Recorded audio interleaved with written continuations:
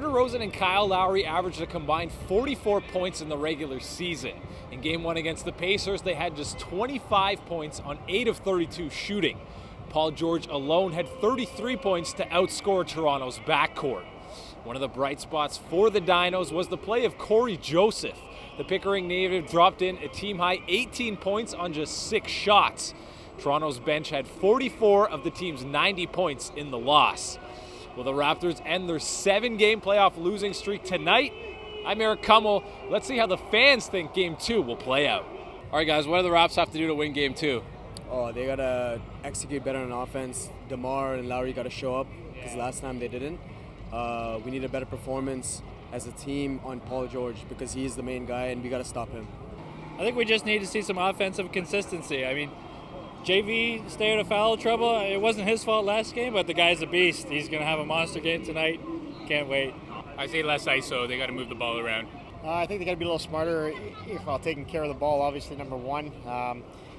Seems like their big players got to step it up a little bit. Sounds like Valanciunas seemed to take care of business last time. Obviously got in their head a little bit, but I think looking at Lowry.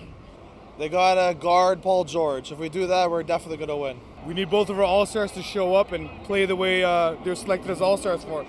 Listen, all that needs to happen is make sure that Kyle Lowry stops fucking turning over the ball, hit DeRozan with the ball, drive to the basket because he sucks at shooting. All he has to do is drive to the basket and hammer it home. That's all we have to do. They need to play Johnson, and they gotta protect the court. Treat it like it's their last game. Like if they lose, they're out.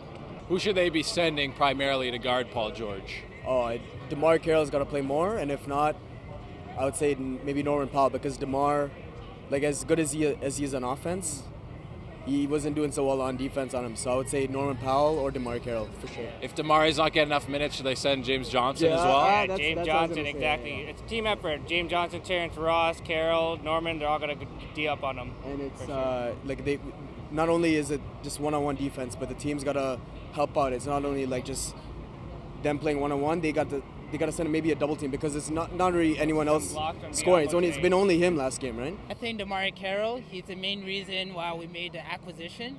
Because last year we're missing the defense in the playoffs, and DeMar Carroll really brings that element to his game. Well, he's going to be a hard one. If it was me, I wouldn't concentrate so much on the one player because I think when you match up the two teams as it is right now, the Raptors are a much better team. I think we should worry more about them trying to shut us down more than one player with them. DeMar Carroll, what do we get him for? Or maybe James Johnson? DeMar Carroll. If he's only playing 20 minutes, who else should they send? Probably a mix of Norman Powell and even T. Ross because you don't want to exhaust DeRozan on defense and he can't play offense. You think James Johnson should help out too? Should he get some minutes? I think it's kind of a liability because he plays the 3 and can't shoot the 3, which kind of restrains things on offense. So I'd actually rather Ross or Powell guard him. If they lose tonight, again, what are their chances in this series? Oh, man. Down 0-2 going back to Indiana. It's definitely not looking good. It's almost basically a repeat of last year.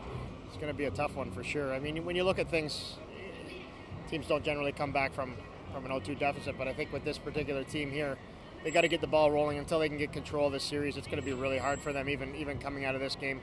It's more the mental aspect than anything. You got to win at home. We're the only team this year not to win at home in the playoffs for Game 1. So this is a must-win. I think as big as a must-win as a franchise has ever seen. Oh, for sure we have a chance, man. I've never given up on my Toronto Raptors. No way. It's never done. That's why there's 7 games. But if they're down 0-2, I don't know, man. So it's must-win tonight? Definitely a must-win. You're not going back over there down 2 because that might be the last time, you know? So who's got to step up big for them tonight, outside of maybe Kyle and DeMar for Toronto? I think it's got to be those two guys. I think you've got to look at your leaders. When your best players aren't your best players, you don't have much of a chance. They got to be the best players tonight. Again, I think DeMar Carroll, even with his 20 minutes, I think Pat Patterson has to be a stretch forward, but most important, we got to feed JV, and then JV be the big man that he is. Yeah. JV.